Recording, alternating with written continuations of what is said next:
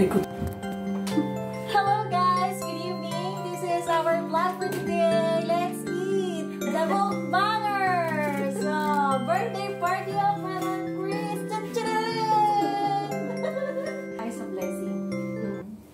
In the name of the Father, the Son, the Holy Spirit. Amen.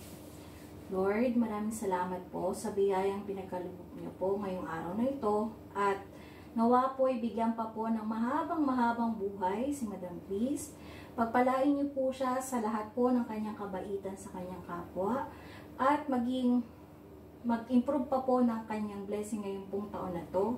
May survive niya pa po ang araw-araw at nawa po ang kanyang pamilya maging malusog po.